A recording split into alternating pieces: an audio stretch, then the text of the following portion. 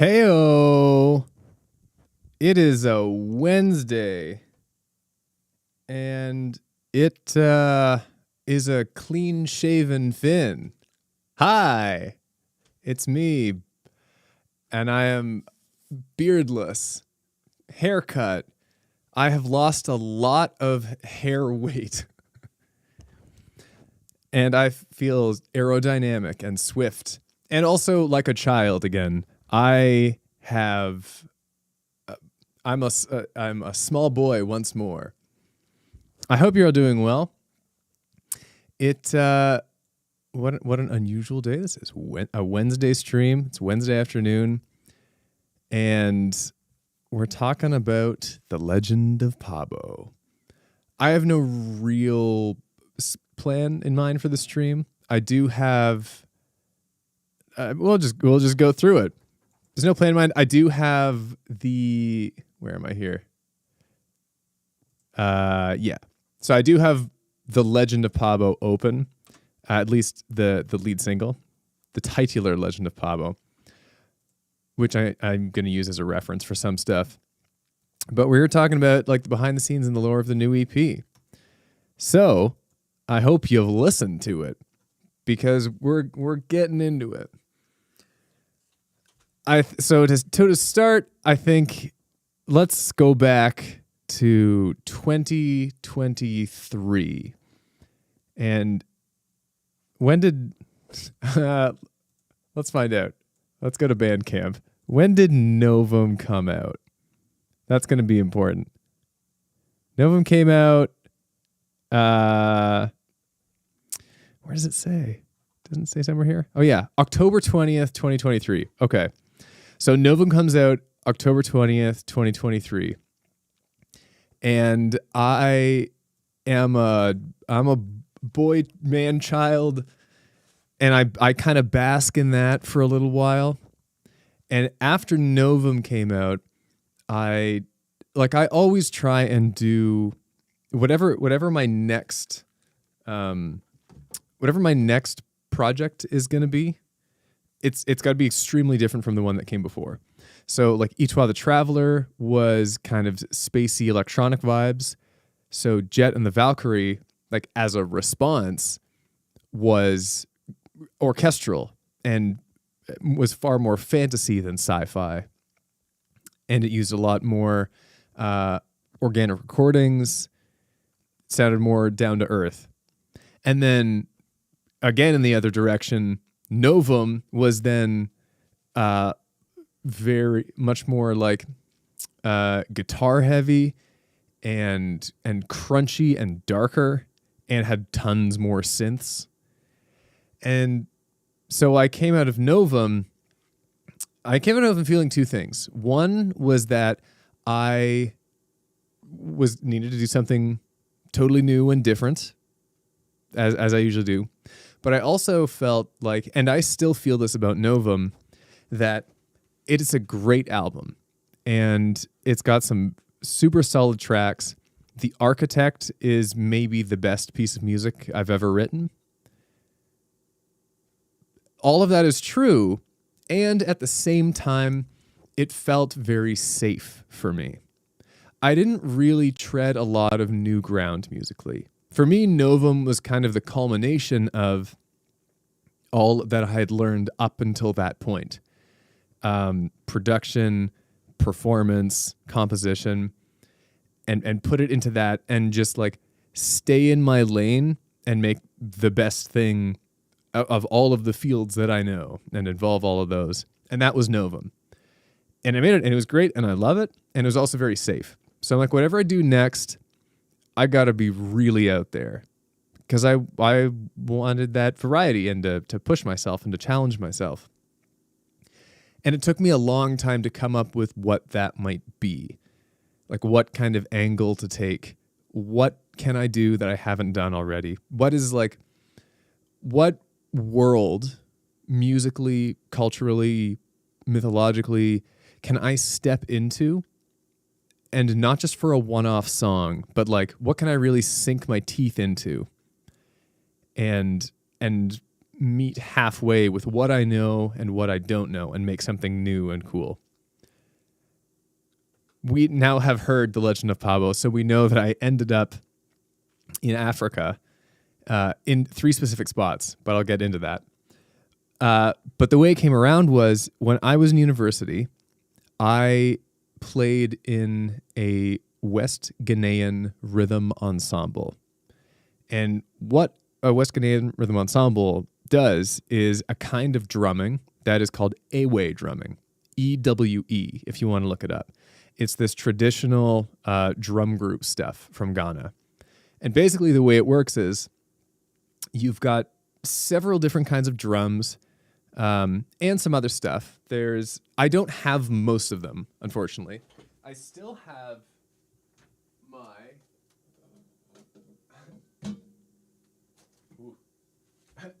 I use this as a counterweight to keep something up, so I can't sit down with it. But this is a gongkogi, and it is kind of like a double cowbell, and it's a key part of Ewe drumming.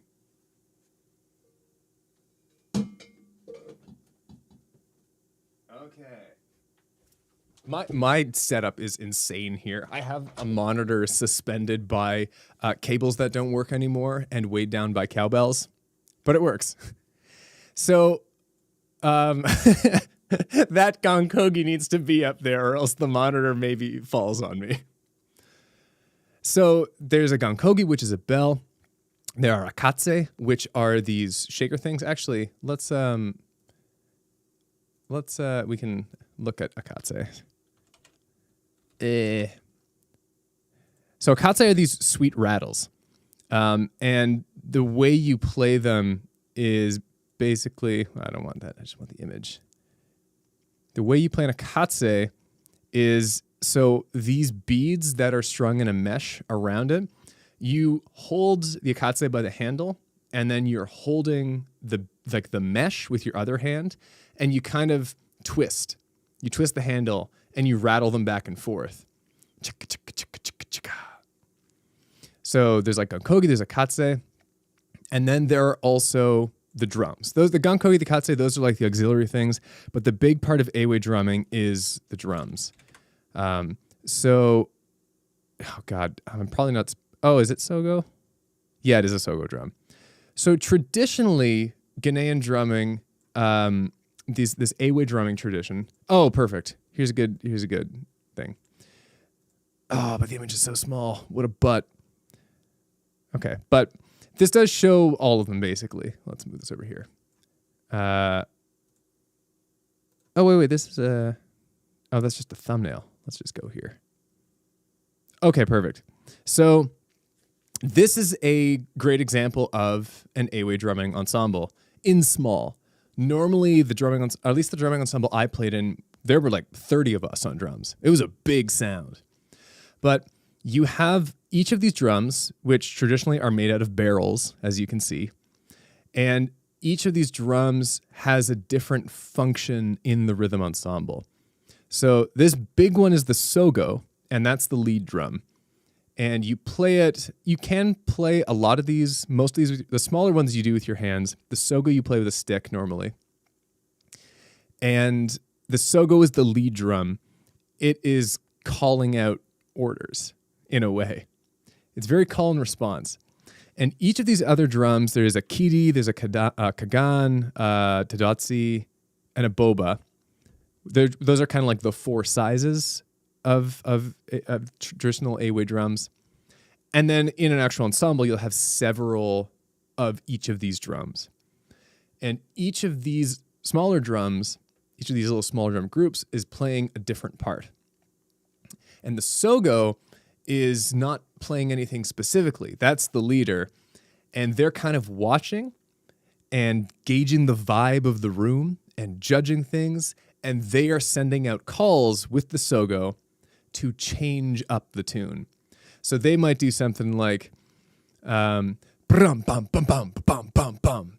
And that's a cue for like all of us on the other drums to say, oh, we're going from the A section into the B section. That's our cue to transition. And it's really cool. It's kind of like jazz in the way that, this is not written sheet music. But you start playing, you construct a groove with all of these drum groups, and then you kind of improvise and you live it and it changes. And it's a lot of fun to play. So when I was thinking about a new direction to go, I don't know what exactly drew me back, but I remembered my time playing in this rhythm ensemble. And I was like, that would be pretty cool to explore. I still have my gonkogi. I don't have any of these drums. I never owned any of them. But I do have two interesting hand drums. Or rather, at the time, I only had one. At the time, when I conceived of the idea, all I had was this fellow. I'm trying to remember, there's a percussion instrument that's a ball on a metal stick that you bang and it rattles like a bone sound. I don't know. That doesn't sound familiar, Caliber. Maybe someone else knows. So I have this drum, which is a fascinating little thing. It's probably not a vibraphone, Sully. Oh wait, It's probably a different thing. If we're going in like Ghanaian instruments, probably not vibes. This is also not a Ghanaian instrument. This is what's called a talking drum, and it is from more Eastern Africa. This one actually is genuinely all the way from Eastern Africa. My mom brought it back with her from her honeymoon there, I believe. And I had this, which is a little dusty now. This is not a traditional Ghanaian drum. However, it is an African stick drum, which kind of gave me at least something to work with. The talking drum is really cool. So it's got a good sound. Vibra slap, that's what it is. Correct. Vibra slap. Talking drum, pretty cool sound, but the real coolness is that in all of these strings here, well, I'll show it on the other side. All of these strings here, these strings are tied to both heads of the drum. And if you squeeze them, it changes how tightly the skin is holding onto the drum. And you can change the pitch that the drum plays at.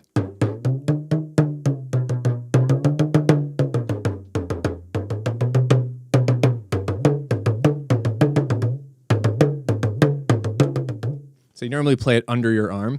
It is a fascinating sound. So I had this, and I just started like playing along to some A-way drumming, trying to get some of the rhythms back. And I was like, there's something here. There's something here I can do. I still wasn't totally sure. I went out and bought a djembe.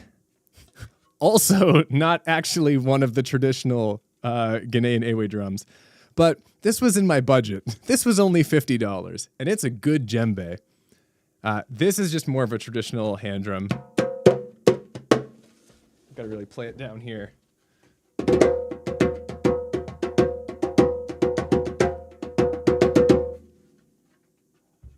So I had these hand drums that I was using to mimic A-way drumming. And that's where the legend of Pabo really began. Began on the drums, and it transitioned to the guitar, the acoustic guitar. I've mentioned this in a stream before, but none of the songs from the legend of Pabo were written on the piano, like virtually all of my other music. Piano is never a major component of any of the pieces on this EP, which was also its own fun challenge because I'm so comfortable and confident on it. And I was like, oh, let's try and make really good, interesting music without the crutch of the piano.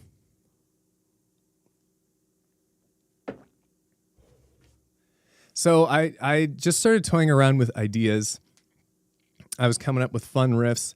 Part of A-way drumming is that it's all danceable. Unless you were sitting down playing a drum, like if there's one thing I can impress culturally about that kind of Ghanaian music, It's that each ensemble is made up of percussionists and of dancers. And the ensemble is incomplete without both sides.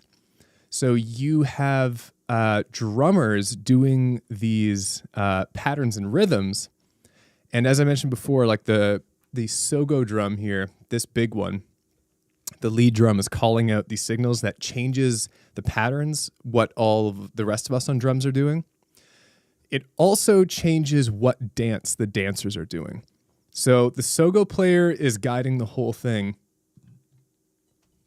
And it's just like a fascinating big group performance every time. It's different every time. And the dancing and the drumming is 100% intertwined. Like they don't neither of them work in vacuum, really. So when I was writing stuff for The Legend of Pabo and I was going through these rhythms, then I started to write on guitar. In this room, I just danced. I danced through all of them. Every single song was written while standing up and moving. I did not sit down for any of them. It was only I started sitting down once I started recording and like really working out the percussion parts, which are like again this crucial thing. So I'm gonna pop into here for a second. So this is the project file from The Legend of Pabo, and I'm bringing it out here because I just want to focus on the percussion. So as you can see, there are, where we got here? 2, 4, 6 talking drum tracks, 2, 4, 6 djembe tracks, 2 gonkogis, and then like other little things. We don't need hand claps. But this is what it's all about. All of these parts.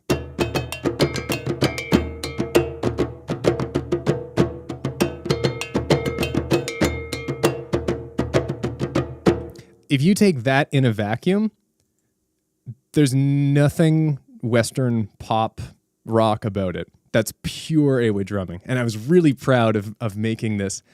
And this was like where every song started. I built the rhythm of the 8-way drums, and then I did the rest of the song. And the great part about the 8-way drums is that I didn't have like the physical drums, but knowing how the ensemble is constructed, I created basically in all of the songs in The Legend of Pabo, the rhythm section is all hand drums doing between 2 to 4 rhythms at any time. And the real magic of the percussion in 8-way drumming, as is in here, is in how those different rhythms intersect. So if you take them in a vacuum, each part is extremely simple and not crazy satisfying. So, like, here we go. So here's rhythm 1. Oh, actually, I can just loop this. Rhythm 1.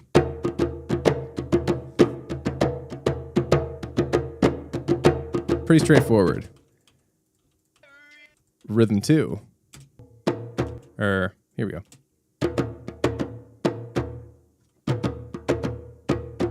Boom, ba boom, ba ba ba boom, boom, ba boom, ba ba boom, boom, boom. And then rhythm 3.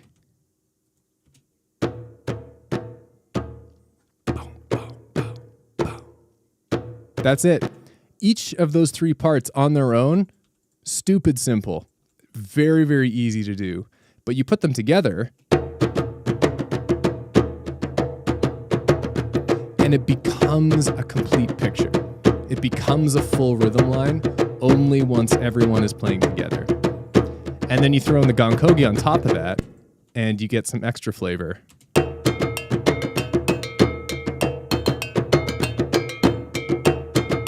The gonkogi, if we solo those, they're doing a similar thing. There are 2 gonkogi parts, and each of them is super simple. So part 1.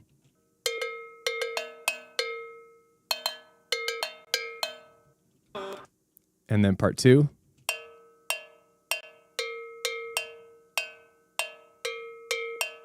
Super simple. But even just these 2 together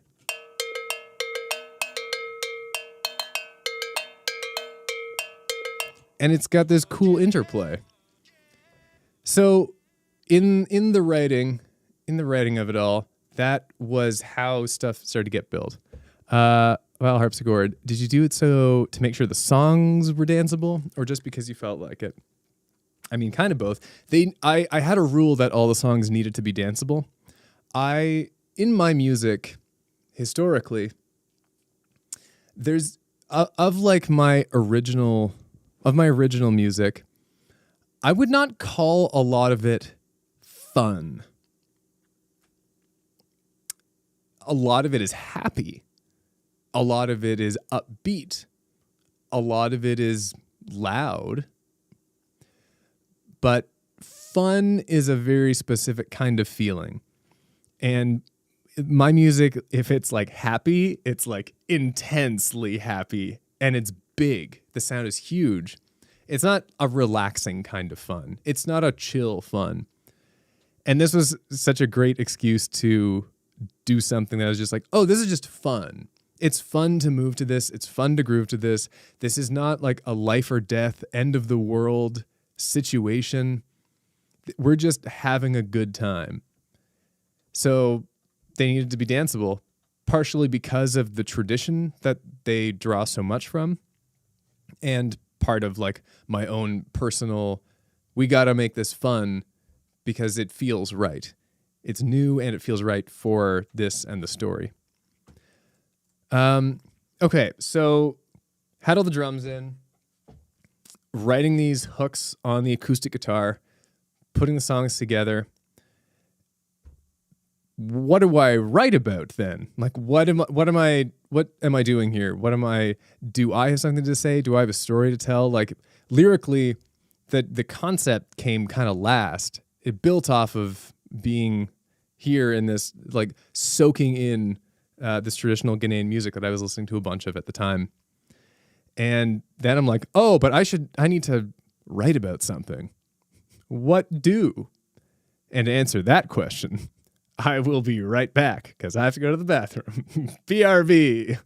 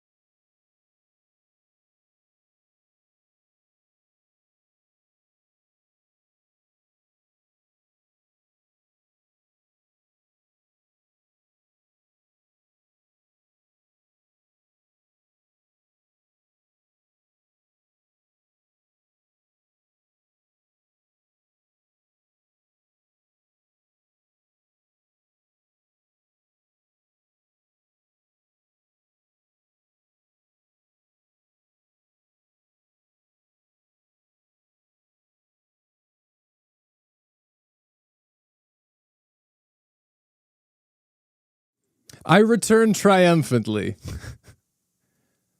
Okay. So what do I write about? And that there's a good question of a conversation I had internally over the next couple months, because I'm always writing music and putting down ideas, but I was like, I don't know do I really have enough to say personally that is interesting? And at the time, I just decided that, you know what, I don't really. But I want to make this music now, but I don't really have. I got so much out in Novum, and I'm just kind of feeling good and relaxed. So let's tell a story. And the story is where the other two key cultures in Africa that so influenced the legend of Pabo came from. So I was like, I want to do something mythological because I love mythology, and I just didn't know a lot about African mythology in general. Like, I knew a lot of First Nation stuff from Canada, where I live, and in North America in general. Know tons of European mythology and some Asian. But I'm like, you know what? I've never really delved into African mythology outside of Egypt.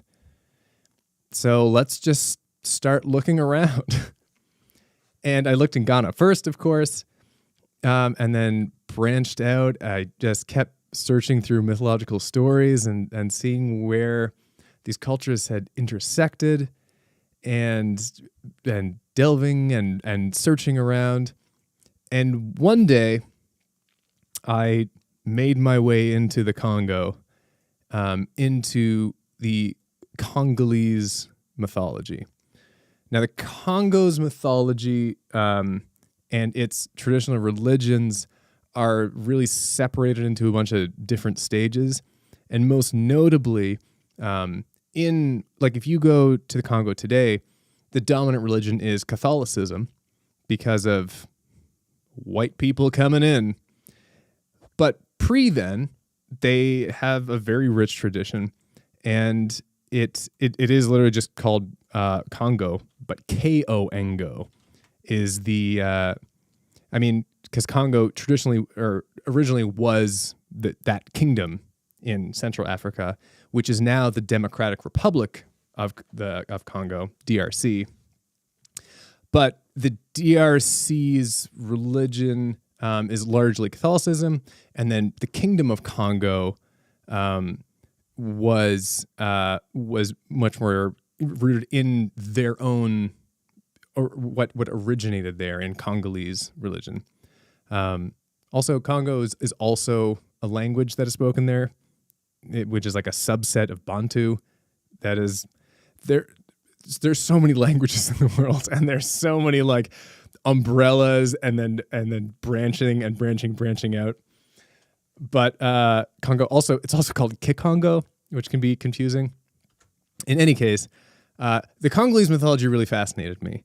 It is a spirit-based religion where there are gods, but predominantly what you and I every day deal with are spirits, and whether that are things like Bakula, which are the spirits of our ancestors, or they are things like the sun and the moon spirit, the stuff that we deal with every day.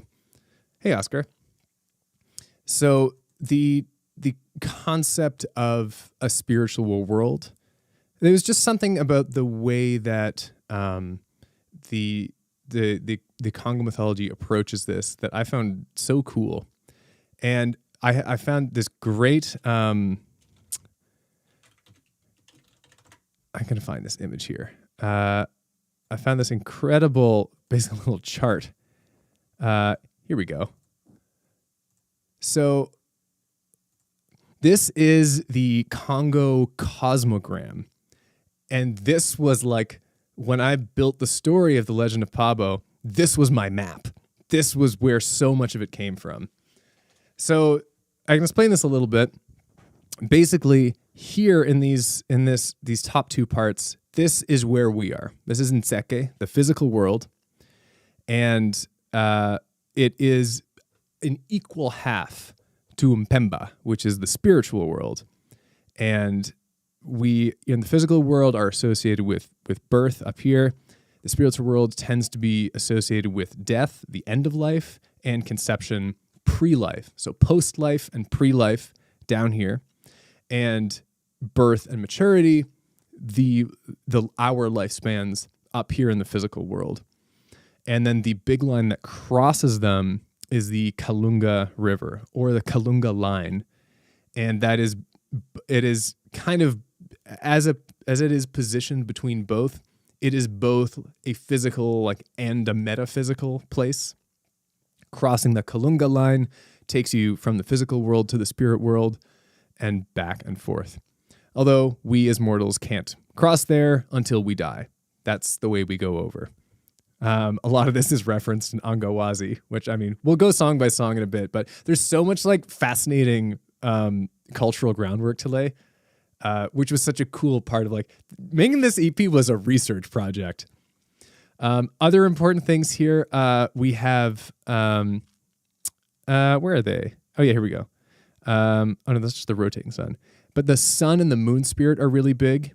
I might have used, I might have had a different, I mean, there's lots of different interpretations of this.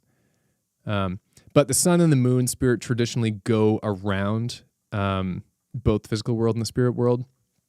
There is a parallel between the sun rising, like daytime and nighttime, also paralleled, like daytime is the world of the physical, nighttime is the realm of the spiritual. It's like spirits will more often come out at night.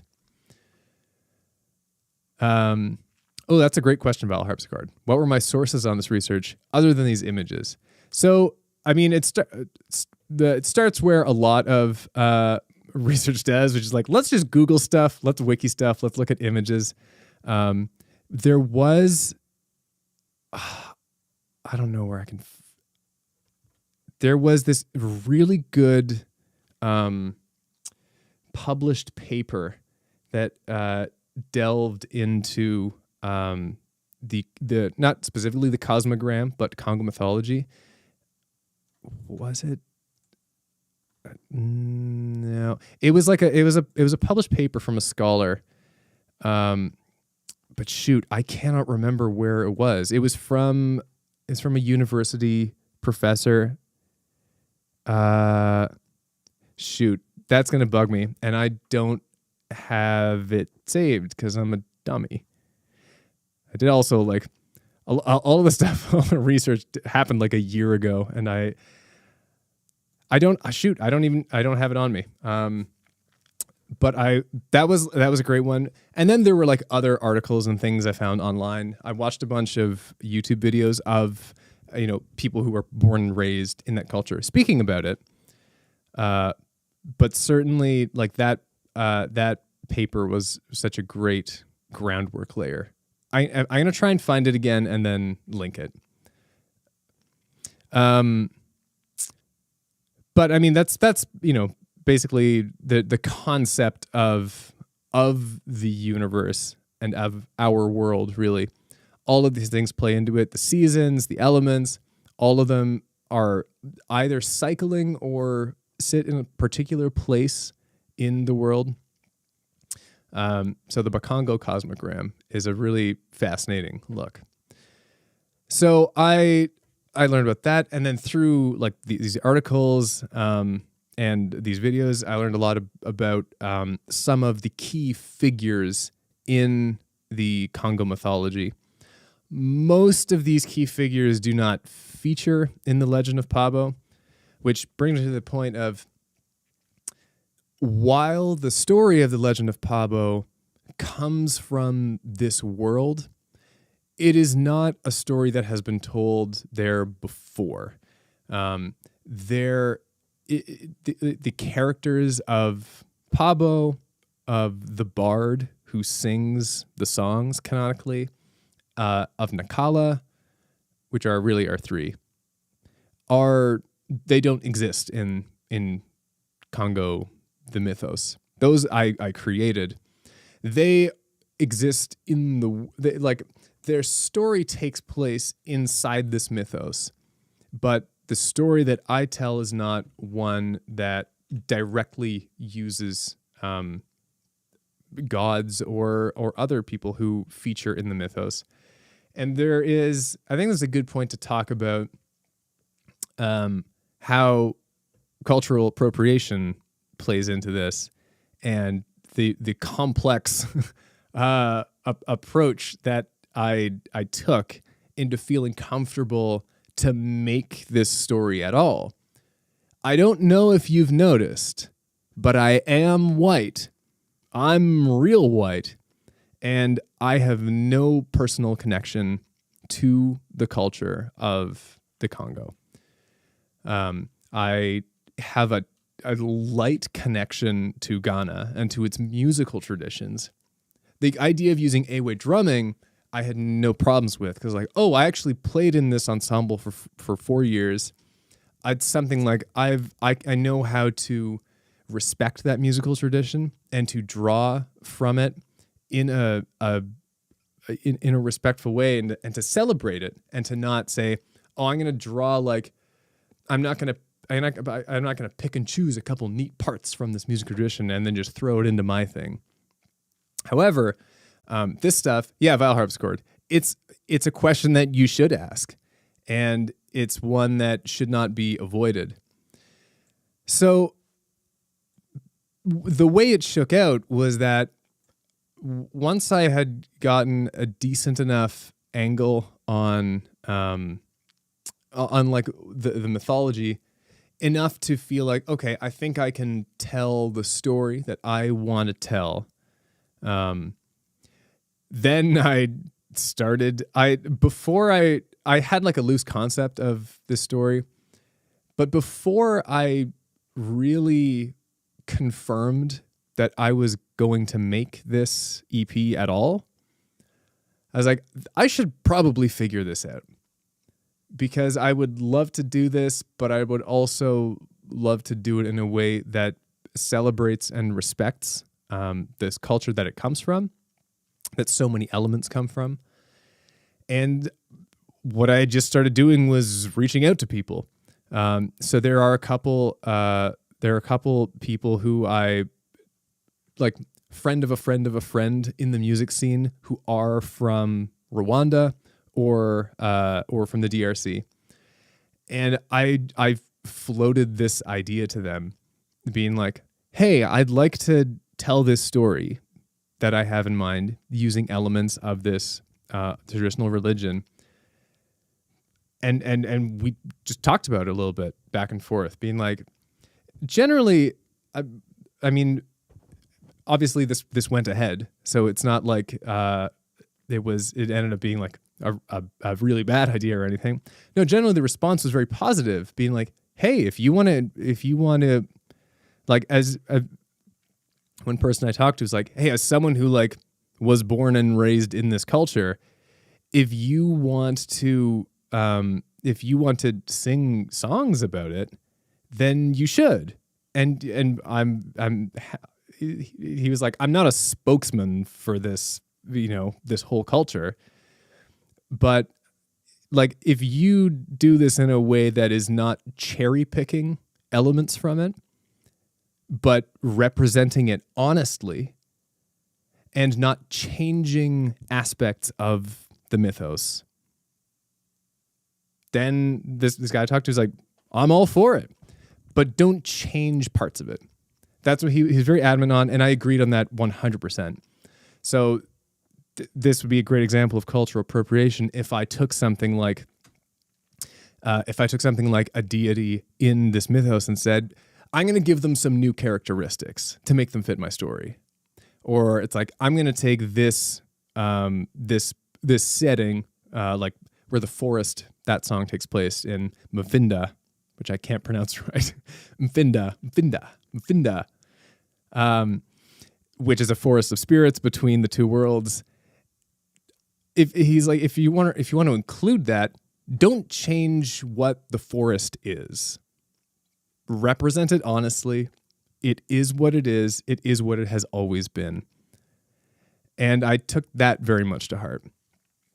So the elements of the mythology that are represented in the story of the Legend of Pabo are how they appear. And, from Oscar, my ex was Japanese, and she bought me Montsuki to wear, and she wanted me to wear it. We're not together now. And I've had friends ask if I'm allowed to wear it. Show me I can, similar to this. And I mean, yeah. And then viol harpsichord isn't making your own original characters out of existing historical mythology a little bit disrespectful. This is such a great lead-in point. So I was also when I was thinking about the story, part of me wanting to tell the story was rooted in the idea that I don't, as a composer and as a creator of art, I'm not particularly interested in telling a story that already exists. So to say, like, to take a mythological story, it's like, oh, like for one that probably more people are familiar with, it's like, oh, what if I wanted to like tell the story of Heracles from Greek mythos, and just to like make an album that is telling that story. And it's like, you can. That's something I'm not particularly interested in doing. I want to do something original. However, how do you navigate that while setting this original story into a tradition that already exists? And there is, I think, inherently audacity in that, and very much the risk to kind of trample the traditions that exist in order for your story to take place. The place that I kind of came to with it mentally, harpsichord, was that if I am going to include any aspects of the Congo mythology, they have to supersede anything I put into it. So what I mean by that is they are represented. Oh, it's going vile. Okay, sure. That they are represented. That like they are not bent to fit this story. That was kind of the key part I came to it, and where ultimately Nanette or Empress Ngirangango, who's Rwandan and who sang the vocals, that was where she was most approving as far as the story went, which is that like if these elements are here just to represent them honestly, and to not reshape them or bend them. I think that ultimately, I'm not 100% sure that it's still like this, the idea of putting original characters into a tradition that already exists. To be honest, I don't 100% know, even if I'm like totally settled with that, even now having gone through it and done it, and even having gotten the explicit kind of thumbs up and encouragement from people who follow these traditions and who live geographically there and who have been part of that culture since birth. Even having gotten all of that, I do still feel a little uneasy about it all, I will admit. And while I think this was a really valuable educational experience for me in terms of approaching this, but also in terms of probably realizing that I think as much as I love other cultures and studying other cultures' traditions and singing songs in other languages, which I've done tons of, I think I don't think I would go this far again. I think musical traditions, I am a lot more comfortable with. Maybe it's just as the position as a musician, as a composer, rather than like that. That's where I come from first and foremost, and not from a position of someone who studies cultures for a living. And I mean, even if I was, I don't live in that culture. This is not my culture. So I think musical traditions, I'm a lot more gung-ho to draw elements from. I think this was, I don't think I'd go this far again.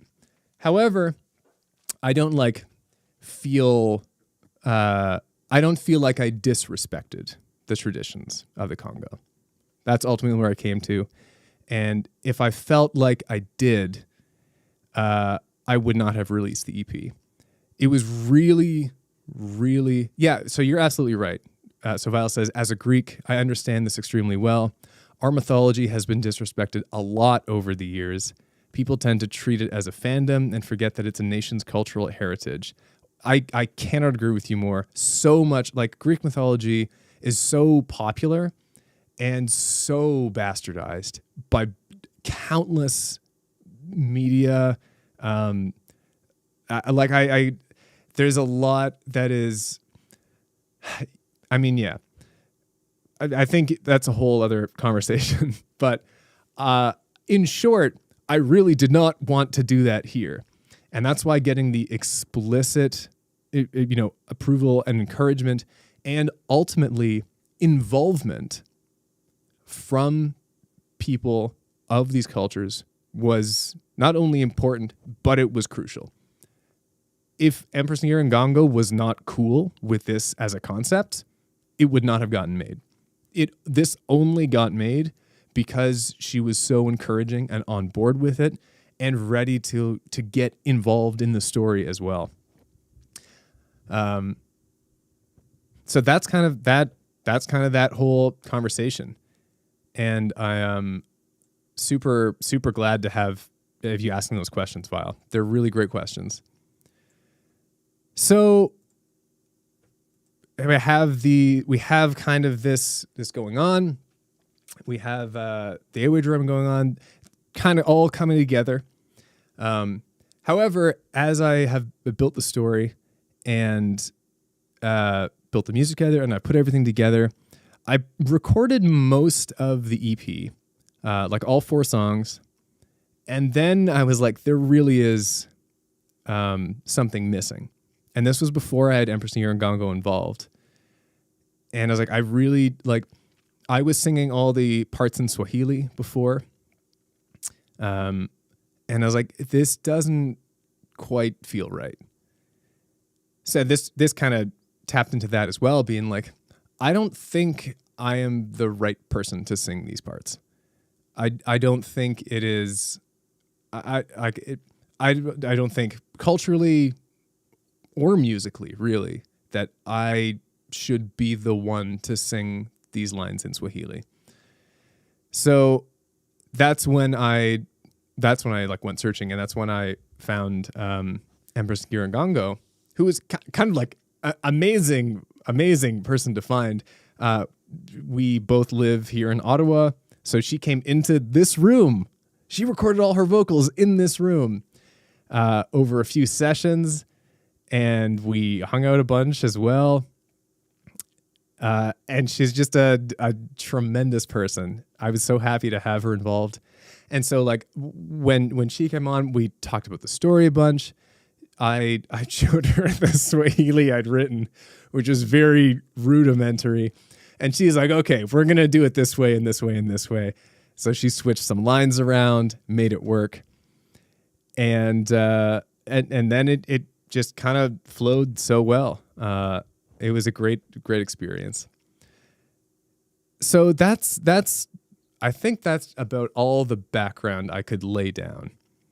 I knew as I wrote the story, and as I was more and more immersed in this musical world, that I didn't think I had enough of an epic, enough of a story, enough of a lengthy tale to do a full album.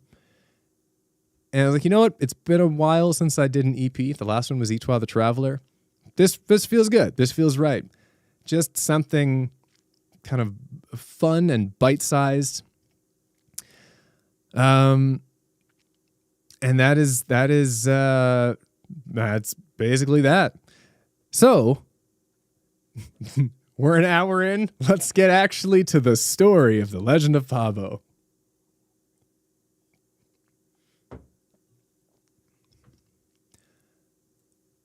The story of the Legend of Pabo is one. Well, thank you, Vile Harpsichord, Vile.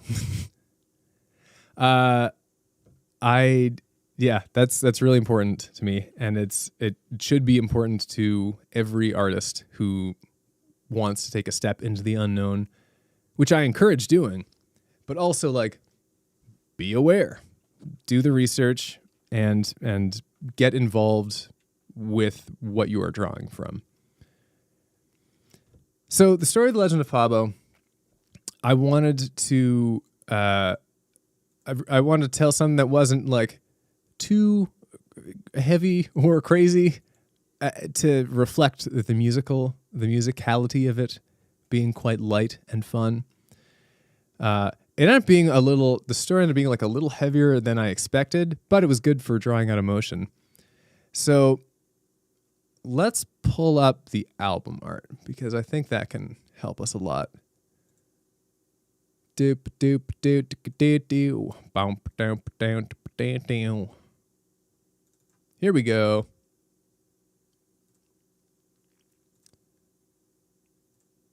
Yeah, there it is.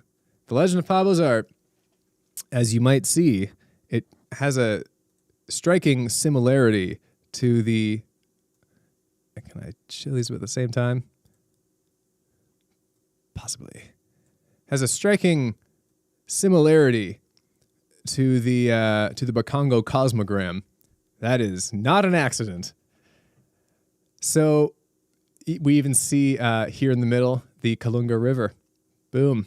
Look at that. So the story, if I could sum it up extremely simply, it's that we have Pabo up here who...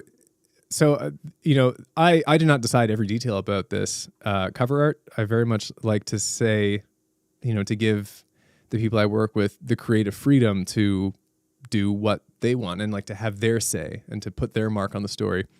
So Pabo is here on this donkey, and we have the bard here, who is the one who sings the songs canonically. And these are just a couple villagers. And Pabo crosses the Kalunga River to rescue his sister, Nakala, from the spirit world and bring her back. That's the story in a sentence. Detail-wise, it does get more intricate, which is best explained song by song. So, in the beginning, Legend of Pabo, that first song is, it's just a pump up. It's an introduction, and it's to say, hey, listen up. Here's Pabo. Here he is. Pabo, the born boy by the moon. Born by the moon. So Pabo I never defined it particularly clearly, because I don't think it really needed to be defined, but I think he has just kind of got the air of a hero about him. He has that bit of, ineffable divine will and luck. He's got that that hint of plot armor that he needs to get through troublesome situations. So the Legend of Pabo is all just pumping him up, basically. Let me pull up the lyrics here. So it's all just like saying, hey, here's this rad kid, and check out how awesome he is. Pabo the boy, born by the moon, favored son of the Zambi. The Zambi is a deific creator figure, kind of both a. Well, I was like gonna give a comparison, but you can't really compare deities between cultures. But just a sort of a deific creator figure. Born by the moon, he fights for me, he fights for you. Grin that stretches from sea to sea. I really just wanted to build him up because it just felt right. I need to establish him as this great being, this Wunderkind, in order to later on make the threats and the challenges that he faces all the more impactful. Because if we start our story knowing how impressive Pabo is, then when Pabo is meaningfully challenged, it's like, whoa, this is an Avengers level threat. He carries our hope. I should also say when throughout the whole EP, except where there are parts where like specific spirits or other characters are speaking, it is all sung by a figure who I've never given a name, but I've just called the Bard, who I envisioned as this figure here with the umbrella. And the Bard travels with Pabo. We see it in the lyric videos. And for me, the Bard, like Pabo, I wanted him story-wise to speak as little as possible. I wanted his actions to tell his story. In the sense that it's important, like for the conception of Pabo, that he's humble. One of his many great qualities is humility, but the Bard is like, he's doing all the pumping for him. The absolute number one hype man, the G. So let the Bard tell everyone how cool Pabo is. Pabo doesn't have to say anything himself. Great question. Where did I get the name Pabo? It kind of has a specific meaning, but probably not the one you're thinking of. All of my music, all of my albums follow a very esoteric naming pattern. Let's paint this out. So I'm going to write out all of my album titles.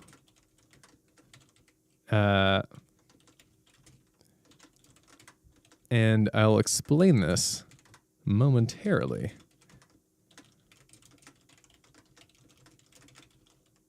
So these are all my original albums.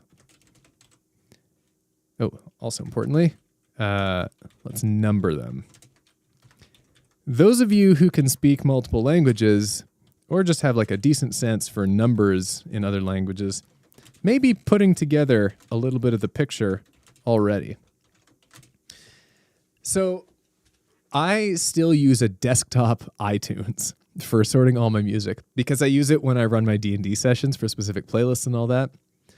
And I've had it forever since I started making music. And my iTunes is sorted by artist and then by their works alphabetically.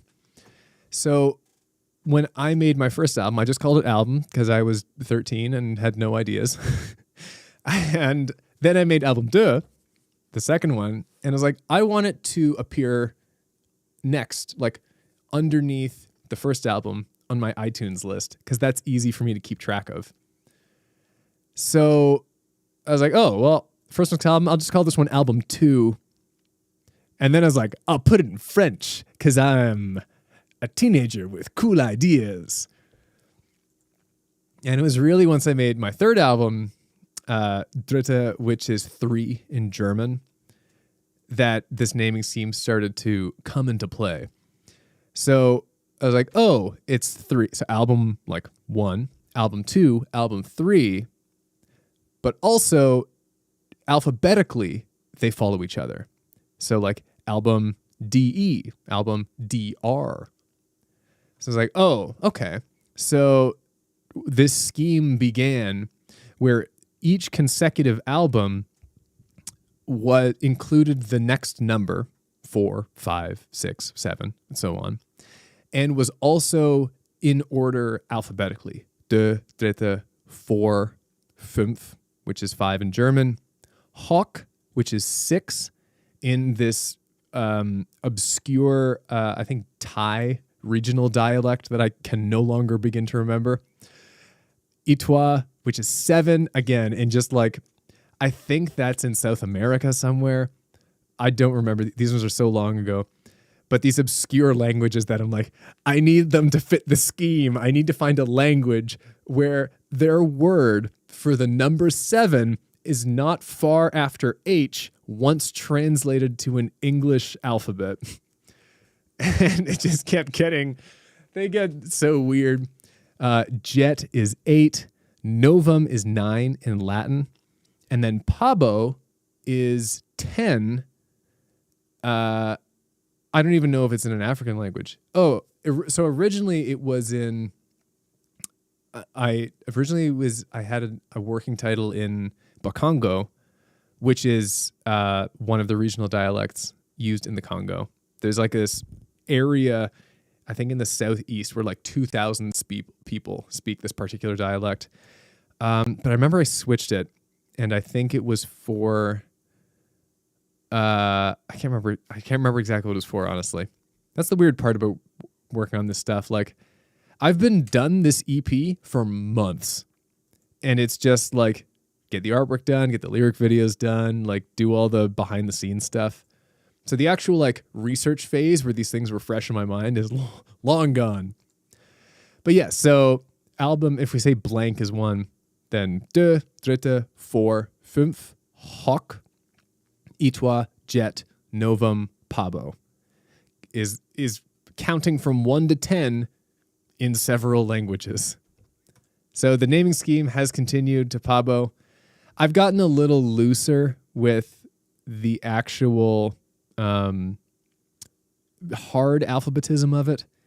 Like it used to be like album Itwa the Traveler, album Jet and the Valkyrie. And the past few ones I was like, you know what, that's kind of crippling to making a cool name that rolls well off the tongue.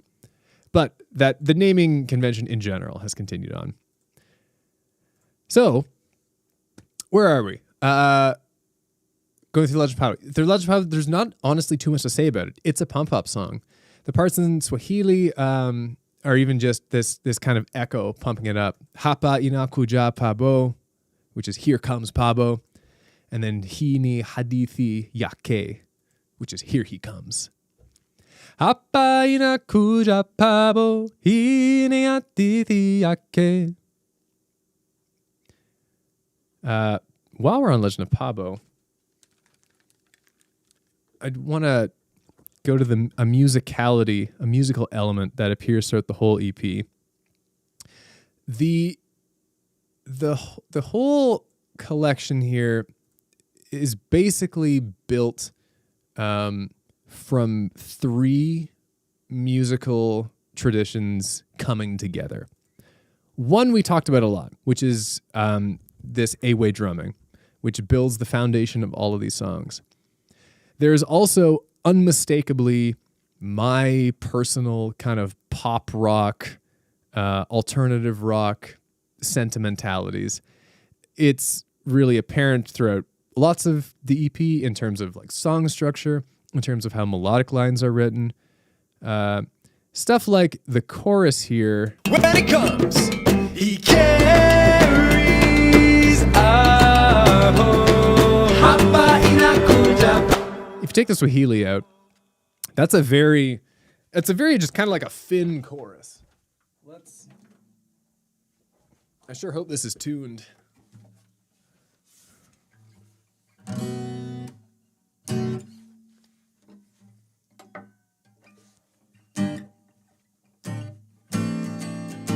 Kind of good enough. But like, he carries our hope.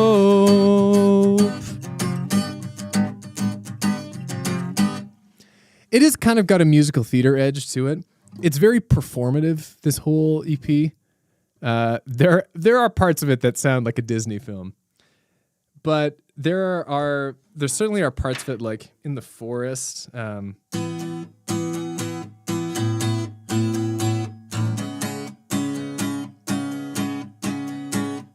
That's like a Blink 182 line.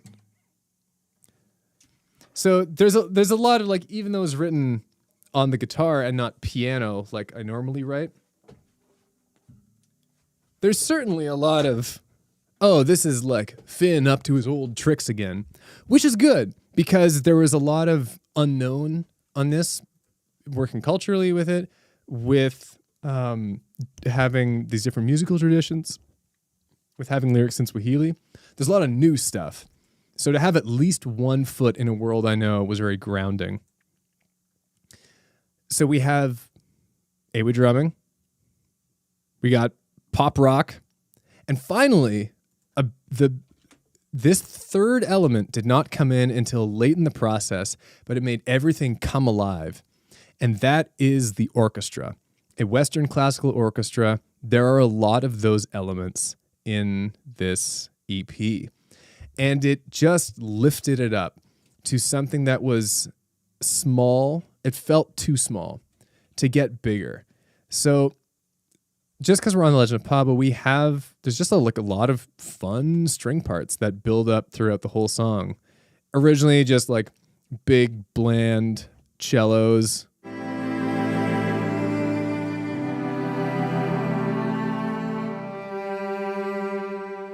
In our chorus. He carries. It's pretty subtle. But, it keeps building up. This is in our bridge. There's danger in its bones.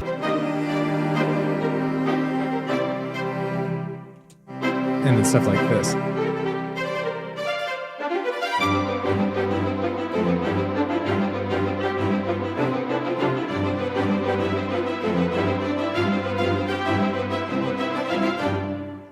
Like, I had the whole bridge done without that, and it was lame. Listen to this. But he's gonna win. Pabo always wins.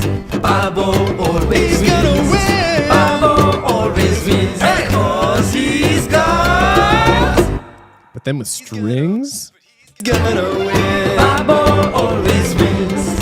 Pabo always wins. He's gonna win. Pabo always wins. Because he's got. The orchestra is rarely punching into the forefront, but it's such a key element of the magic of this. There are parts like right. He carries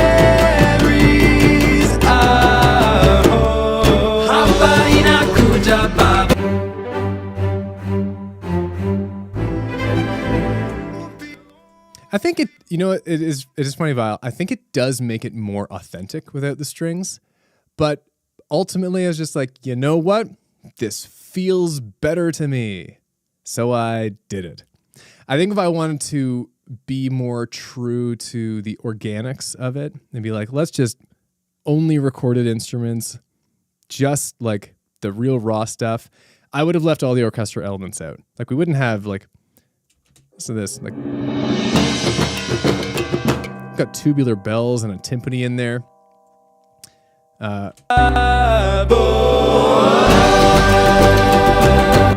It gives it almost a little bit of a Disney feel, admittedly, but I don't hate it. I kind of like it. But really, the EP is those three elements. It's the Awe drumming, it's kind of the pop rock, alt rock, and it's this orchestra in there, and that is what makes the music happen. And it's such a sound that I have never heard before. It was just like a fascinating thing. I've never made music like this before. I've never heard music quite like this before. That was part of my challenge once I had done those first two elements, when it had the Awe drumming and the pop rock stuff in. I was like, this is cool, but it also feels a little too familiar. It felt a little bit like it had been done before. But with the orchestral stuff in there, I was like, this is something new. What is this? And that's a cool feeling to have. Angawazi. So I don't have the project files open for the other stuff. My computer tends to be very... it tends to get irritated when I switch projects. It's a complicated mess from an old computer, but we'll just be doing that. It's fine, because honestly, most of the musical elements we've kind of talked about. This is very much like, unlike Novum, where tracks are extremely different, from each other. The Legend of Pabo was much more about building a palette of instruments and then using that palette to make all 4 songs. So it would never be a situation where you have like 5 a.m. and Gravway on the same album, or like M29 and Gravway, which are completely different. With this is like, we got our drums, we got our guitar, we got our strings. That's basically it. That's the core of it all. Yeah, I like musicals.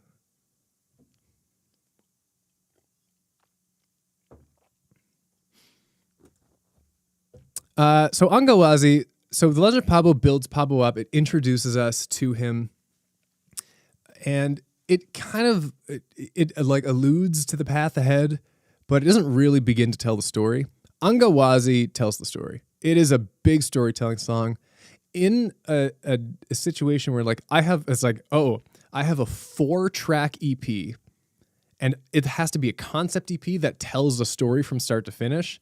And the whole first song tells none of the story except introducing the main character. The other 3 tracks really have to do a lot. They really got to carry some storytelling. And they do. So Angawazi, this would be kind of a fascinating stage performance because there are several characters that sing in it. Muongoze is what the song opens with, which means guide him. And then Angawazi means open sky. Niko Karibu, I'm near. Kuondoka duniani, leave the earth. Jo uni tafute, come find me. So, open sky, I'm near, leave the earth, come find me. These Swahili parts in the chorus, I conceptualize as being sung by Nakala, who is Pabo's sister, who is calling for her brother to come find her. Muongoze is being, it's also really sung by her, asking the spirits who Pabo interacts with in this song to guide him.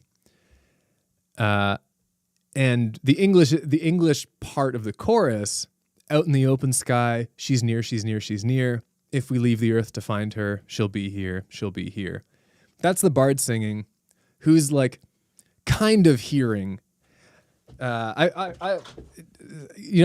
of the details are gray even to me, and it's kind of on purpose, because I think if there's only one way to interpret a story, and to only one way to draw meaning out of it, then it could probably be a better story. So I try not to define anything that granularly. Suffice it to say that Nakala is calling, and Pabo and the bard are hearing her, but the problem is that it's not that they don't know where she is. They know that she is across the Kalunga line. They know that she's in the spirit world. They just don't know how to get there. Because, as I mentioned earlier in the stream, this Congo cosmogram, which I still have somewhere, I hope. Here. So, us mortals up here in the physical world, we cannot cross to the spiritual world until we die, at which point we become spirits. But if you need to rescue someone who is in the spiritual world and you want to stay alive, you are in a tricky position, because you need to cross the Kalunga River somehow, which is not normally doable. So that is kind of the challenge that Pabo's faced with in Angawazi. So he, being a savvy guy, this is the bard's idea, saying, you may be tough. So this is the bard talking to Pabo. You may be tough, but you're blind to where we travel to. To reach the underworld, we need to find a guide for you. So Pabo's time to call a favor roll is time itself. Look up to the place you were born, bellow your prayer, and kick in the door. The legend of Pabo describes Pabo as being born by the moon. Pabo is like, again, not perfectly defined, but quasi-divine, demigod-like. He has that edge to do the truly superhuman. I didn't really want it to manifest in an overt way, but when you are in a mythology like this, embrace it. Like, you can't, this is what I mentioned before, where it's like, if I want to have a character in this mythos, then the laws and the framework of the mythos, I don't have any say over. Like, I can't change those. If I do, that's really where you start to appropriate and say, like, I'm going to take this stuff, switch it around a little, and now it's this cool thing. It's like, no, it is how it is, and take it without change, or like, be there and respect it. So, got to find a way across the Kalunga River. And so Pabo and the Bard call out to the sun and the moon spirit, who in the Congo mythology travel around. They are spirits, but they exist both in the physical world and in the spiritual world, kind of tied to the day and night cycle. So Pabo kind of calls out here, tells it to the sun, sun, guide us. My sister's lost in the nether, inverted, backwards forever. Fun part about, or like one of the really fascinating elements of the nether in Congo mythology is that those, and like this is a little contentious because this is a sect belief. Not all who live their lives in this culture necessarily believe this. This is a sect belief that I have that like really resonated with me. Is that if you are in the nether, everything you do is reversed. Every step forward you take, you actually move backwards. If you try and speak, your words actually go inwards. And I just this like what a concept of a world beyond the physical. So that's not really ever referenced again, but I think that was it felt to me a powerful thing to put in there to show that like it's not like Nakala is here because she is happy to be in the spirit world. She was taken there. So he calls it the sun, calls it to the moon, lead me where the lights are gray. She's trapped, a trick from a spirit. She cries, but all we can hear is Angawazi. So we only start to really learn the story as Pabo and the Bard tell it to us, because they already know. Like the people in the characters in the story know the story already, and they don't like really. I tried to avoid having them do exposition for exposition's sake. So they like we learn what they give us, and the things they say make sense for conversation between two people who already know what's going on. In general, though, the moon and the sun, they look at Pabo and they laugh. They recognize, his voice is loud, but you're still alive. So in the realm of life, you will remain. You'll see your sister once again when you have passed away. He keeps pleading with them, and then he gets this idea. Let's race the river Kalunga. If you beat me, I will leave you. I'll leave you be. I won't ask you this again. And there are a lot of cool stories about the sun and the moon spirit, and how they really have. They are not necessarily these kind of distant, perfect arbiters. They really do have personalities, and like what we see in a lot of mythologies around the world, deific figures with with pros and cons and flaws and virtues, they really do make for some compelling myths. And there are a lot of stories about the sun and the moon spirit. A common element in many of them is their competitiveness, and that they're both competitive with each other as kind of these two halves, but also with the other spirits they interact with. And this draws on that. And what Pabo does here is he says, okay, I'll challenge you to this race. And I will, if you win, I'll leave. If you lose, you have to lead me across the River Kalunga. The sun and the moon take off impossibly faster than Pabo. He's never actually going to beat them. But that's not his goal. The spirit pair flew through the air, eager to take the win. Pabo, he leapt off his feet and sprinted after them. Fast as he was, not fast enough, and so he trod their prince. I, the bard, cried despair, but Pabo looked at me, he grinned and winked. So he races the sun and the moon spirit down the Kalunga River, across the Kalunga River.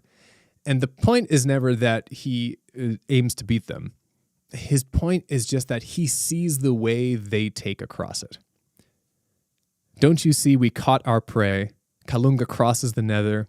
These tracks, he's following the tracks of the sun and the moon, metaphysically. These tracks are a sacred tether. Let them win a silly race. We've won the road to Mfinda, which is a spirit forest beyond. As promised, we've lost the race, so now we will leave, and we're going to go to Mfinda. So Pabo does not win this contest with the sun and the moon, but he tricks them into showing him the way across the River Kalunga, and that was his goal all along. And this to me felt like such a true myth of using cunning over, of using a brains over brawn here. And so they cross and they reach this spirit forest, which takes us into Song 3. So Song 3, the forest, refers to Mfinda, which is it's on like the border ethereal, so to speak. It is the gateway into the spirit world. And now that Pabo and the Bard have crossed the River Kalunga, they need to pass through Mfinda in order to reach the true nether. There are in the myths, there are different conceptions of this forest, and there are conflicting conceptions of this forest, which is fascinating and also challenging, because in my position, here I am wanting to represent elements from the myths with respect and as accurately as possible. And when the actual myths themselves conflict with their representation of this forest, how do you approach that? And that's a great question. In the end, I went with one conception of Mfinda, which is that it is a place of peace. The spirits that are here are not vengeful spirits. There are lots of different kinds of spirits and different spirits that you can become in the afterlife. There's one, like for example, in the Legend of Pabo, in the second verse, here we go. So, a heart so tough it cannot break, the Bakula watch him proudly. So Bakula are kind of like benevolent ancestors. So they're like your forefathers, and they do what they can to help you and make sure you succeed. And they're stoked to see you succeed. So Bakula, love to have them. There are other ones. They're like, I cannot begin to tell you. I think there are if I'm remembering this, there was like 6,000 or 7,000 different spirits throughout the kind of the broad scope of Congo mythos. 6 or 7,000 varieties. So this is not a simple question to be like, oh, you have died, you become one of three things. It is so rich and so varied, and so, different storytellers have different ideas, and there are some common elements, but it would take a lifetime to really get in one's head how the world of the spirits is conceptualized.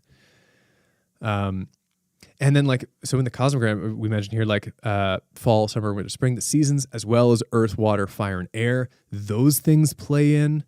And you can have like a winter water spirit, or a summer water spirit. And those two things are incredibly different. It's really cool. It's endlessly, such a beautiful way to look at the world and to try and understand what we experience as humans. For the forest, in this peaceful place, the forest spirits that are going to be there are going to be peaceful. So the forest as a song is more a time of reflection. At this point, we are well into the journey. If we are Frodo and Sam on the way to Mount Doom, we're like in the Two Towers at this point. We have gone through a lot already. There's more to go, but we're in the thick of it.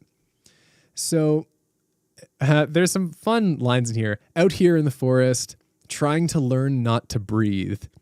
I love that line. And it's just saying like Pabo and the Bard are trying to learn how to be dead in a way. To be able to like pass through the spirit world unhindered, to try and be as spiritual as much of a spirit as they can be. I hear a subtle chorus. It's as if it comes from the trees. Hint, it does. I'm on my way to you, talking about Nakala.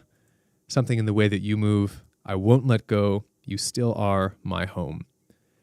We need to show the bond between these people. And this forest, like a lavender night, all the flowers alight with hope. Later on, no fear, the spirits order. They sing a song from the trees. Be well, we'll armor you, cover you in lavender blooms. Now go, go, go, bring your light back home.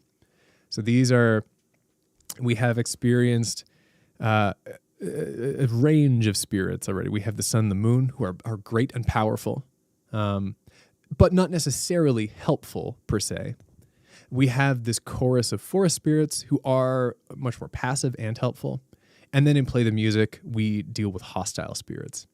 So I really wanted to make sure that all these different kinds of spirits are represented.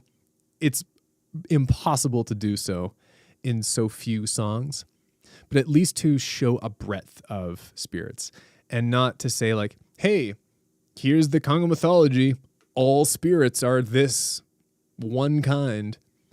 To instead say, hey, I have limited songs and words to tell you about this, but there is such a vastness here. There is such a depth that I'm only scratching the surface of, but at least trying to scratch the surface and show what depth there is.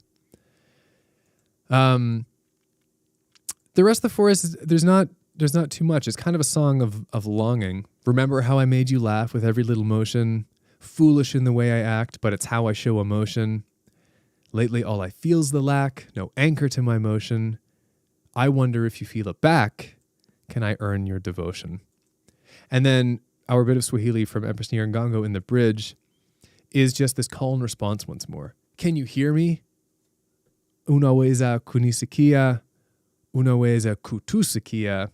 Can you hear me? Can you hear, or you can hear us? Naweza, I can. So similarly to Angawazi, where in the chorus we have this, where is she? We can hear her call. We can hear her calling for us, but we're not with her. Where is she? We get a little bit of that in the forest because they're getting closer to her. And it all comes to a head in the final track. Play the music. So here we are. Play the music. A doozy of a storyteller, a 6-minute monster. And here we go. So at this point, Pabo and the Bard have made it truly now into the Nether. They are here. We have dealt with kind of neutral spirits in Angawazi, with helpful spirits in the forest, and now these are the hostile spirits. There are many different kinds. I'm going to talk about the myths a little bit. Mythos. There are many different kinds of hostile spirits. Again, like thousands of kinds of spirits. And they have other names. There are a lot of, specific names, a lot of them in Swahili for kinds of spirits. I didn't end up using most of them, or really any of them. I had one I used in these lyrics for a long time. I ended up swapping that out with kind of an English equivalent, which is just referring to this spirit who is trapped Nakala as the demon. And I did that for a good reason, and it was not to, trample over the mythology. It was a matter of interpretation, where although I know I am telling this story that I have created here, or co-created, the more specific things you put into any story, the fewer there are the ways that story can be interpreted. And when I wrote all the lyrics for this, I realized that it means something, it can mean something else. So just to read this stretch out, 10,000 voices pound his head. He struggles forward through the dead. Every step a canyon, every foot a riverbed. When your sister needs you, the needle you'll thread. The demons waiting who dragged her down, a mouth of poison in a joker's crown. Even in victory, its appetite cloys, but a brother's fury it can enjoy. To me, in one sense, right, we're talking about this demon, this spirit that has taken Nakala. But also, that could mean a lot of different things to a lot of different people. That might be talking about addiction and someone you love suffering from addiction, and how can you help them? This could mean grief. There's someone you lost, and how can you reconcile with that? I think one of the things that I really value in songwriting is the ability for it to mean what it needs to mean to someone, to have it help them, to make it really resonate with them. And these lyrics went through several editions, and where I ended up, I'm so happy with, because it still tells the story as intended. But it's also not so specific and using specific terms in Swahili and so on and so forth that it can't mean anything but the story. And that feels good. I'm very proud of these lyrics. So story-wise, as far as how I have concepted this and presented, now here in the true Nether, 10,000 voices pound his head. These are all spirits trying to slow Pabo down. He struggles forward through the dead. Every step a canyon, every foot a riverbed. Every step on this journey now is such an ordeal, such a struggle. But he's doing it for his sister. And the demon, this one particular spirit, is just waiting and kind of grinning, a mouth of poison in a joker's crown. Again, maybe my favorite line in the EP is a mouth of poison in a joker's crown. There's something so evocative about that for me. And as this is happening, we have the bard telling in the first chorus he tells Pabo, the second chorus he tells Nakala, and then the other choruses, I mean, we'll get there when we get there. Play the music so she can hear your voice. Play the music, cut through the noise. We have this empty void, this like desolate realm where music is silenced. And the bard is saying, you're looking for a tool to help your sister, and you have it with you. Play the music. Let her hear your voice. Fill this place with joy. And then the second verse is from Nakala's perspective. The summer princess, caught and caged, barely conscious, sets the stage. Her brother and her demon crash like waves. Pabo has reached the spirit. Her eye at the keyhole. She doesn't know what to say. She doesn't know what to say. And the bard is like, hey, play the music so he can hear your voice, so your brother can hear your voice. Play the music, cut through this void.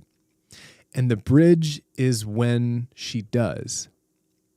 Locked in battle, he hears a song, lambent color, pure and warm. It's made stronger through harmony.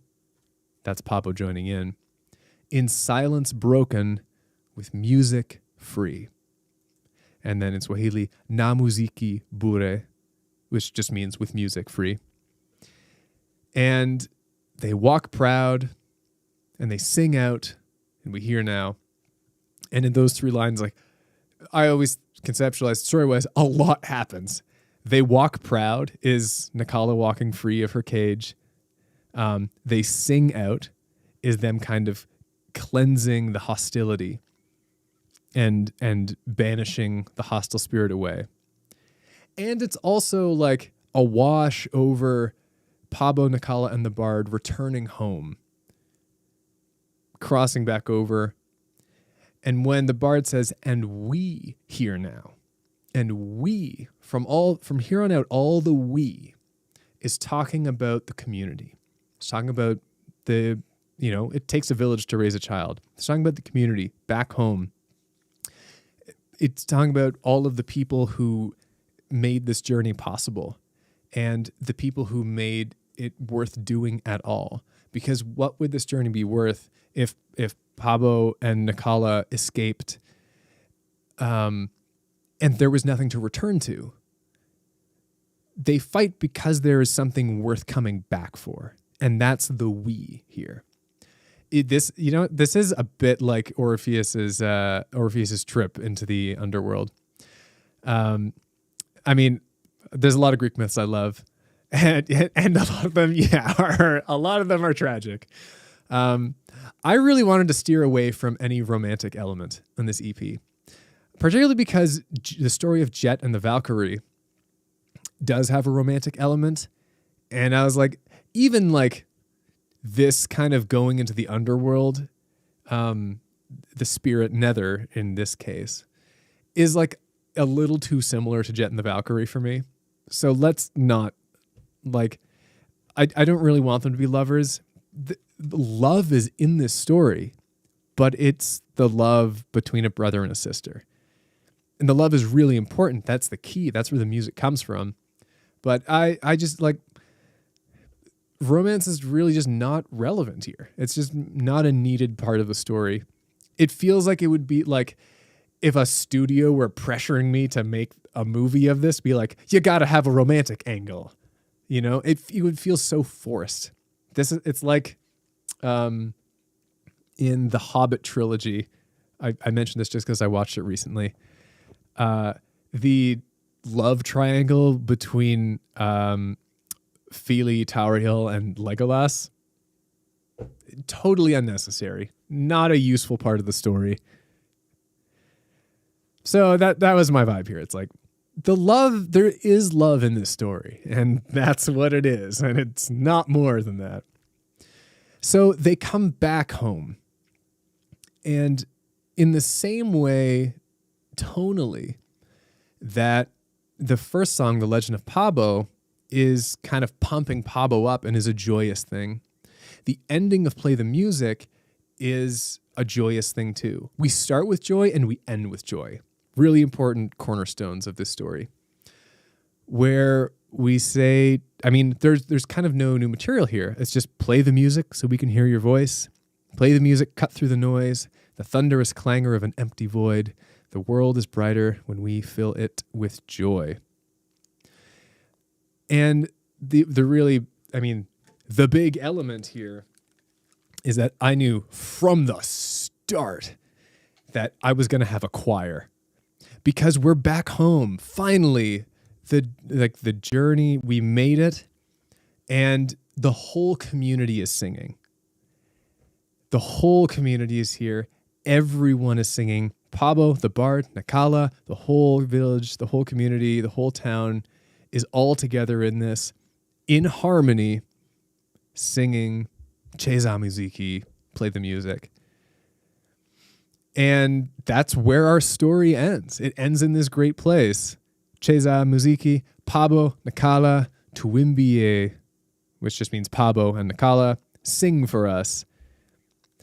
The only other big thing to say here is, of course, this choir. Yeah, that's exactly right, Heather. If I had a nickel for every FinMK musical project based around mythology and involving a trip to the underworld, I'd have 2 nickels, which isn't a lot, but they're both really great projects. Yeah, I think I'm kind of done with the underworld for a long time. I've been there now to 2 different traditions, underworlds. I'm kind of good. But this choir, I knew I always wanted a choir. I didn't know exactly how I was going to make it happen. Eventually, as some of you know, I just put out a call for say, hey, I've got this song, and if you want your voice to be on it, then here's a little track to sing over and send in your voice. And people did. And it was such an amazing thing to get to experience, to have so many people send in their voice. It's a revealing, vulnerable thing to sing. And I appreciate so much everyone who did. Look, I've got my little folder here. These are all the choir parts. Because people sent in harmonies. They sent in tons of stuff. These are the ones I used, I should say. I used most things. I think 40 people sent stuff in, and I used 30, as I recall. Something like that. But check this mess out. So here's just that choir, which I have full choir. This sounds right.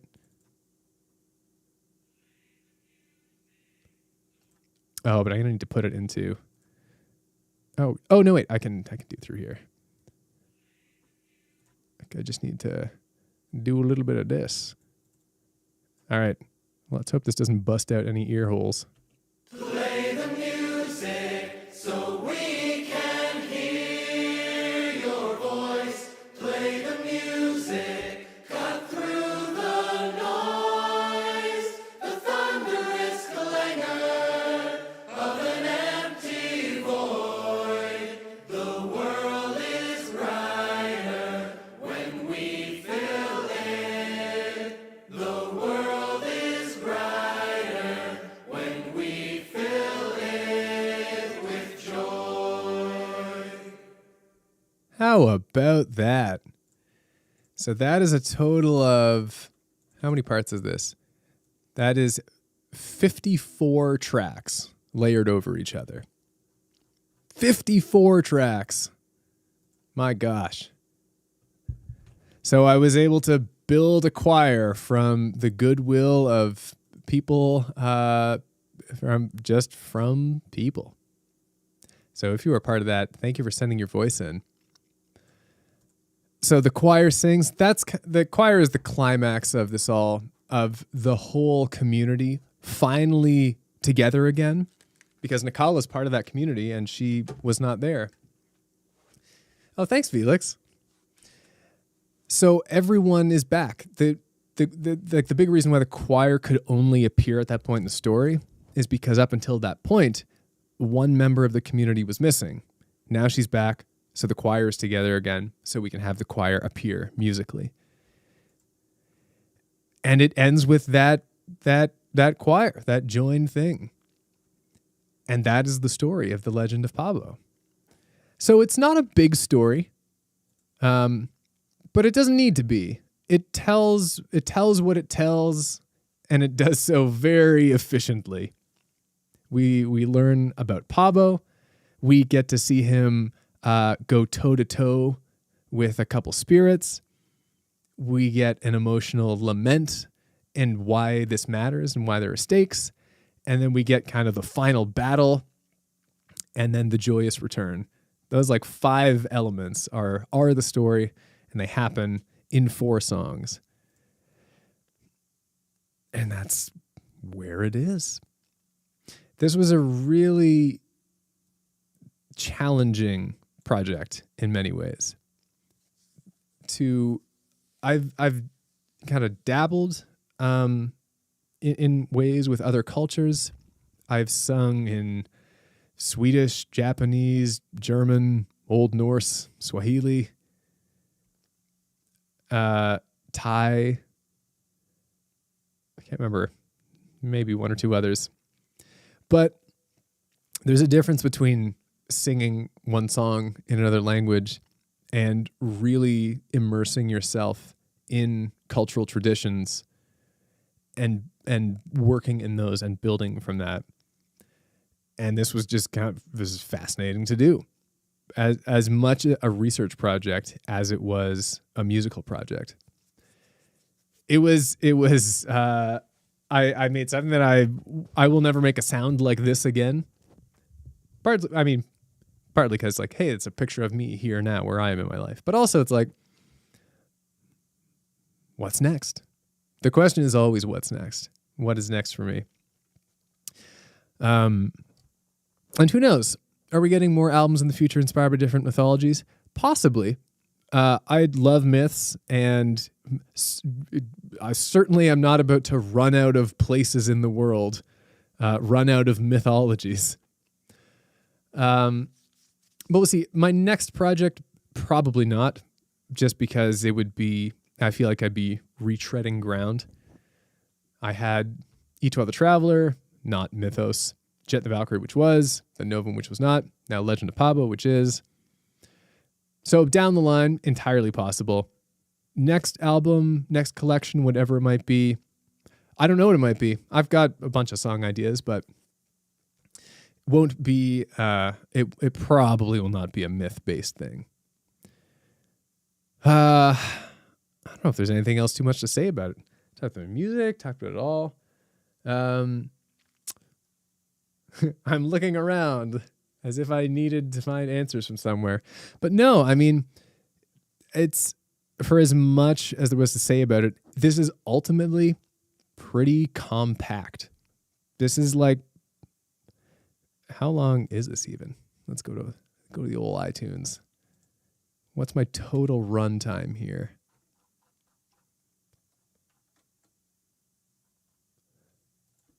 Total runtime, 18 minutes. Not tons. A bite-sized collection. And I'm kind of like happy. Even for it being bite-sized, I feel like I explored all that I really wanted to in these 4 songs, as opposed to doing like 6 to 8 more for a full big album. Like, I feel good. I feel satisfied with this leg of the journey, and I look forward to what is next. Now, what is next? Oh boy. We're almost at the 1000th video. It is extremely close to being done. That is the reason why I have shaved. I no longer need to have a beard for continuity in filming. I've been wanting to do a summer cut, wanted to shave my winter beard for a while. Unless something goes horribly wrong, the 999th video will be out in probably 1 week from now on the 18th. And the 1000th video will be out on the 20th on next Friday. Unless something goes terribly wrong. And if that does, then it's probably just delayed 1 more week. But it's a ripper. Oh, it's a big thing. So that'll be exciting. Otherwise, I will see you guys in a couple days for Late Night Piano. And then, yeah, probably on the 18th with the 999th video. So thanks very much for hanging out. I know there are people who will watch the VOD of this later when I upload it on Finwa Streaming. Enjoy all the lore, both musically and mythologically and culturally and story-wise. There's a lot to say. Thank you for hanging out and listening to me yammer about this for a couple hours. Have a lovely evening, and I will see you soon. Bye-bye.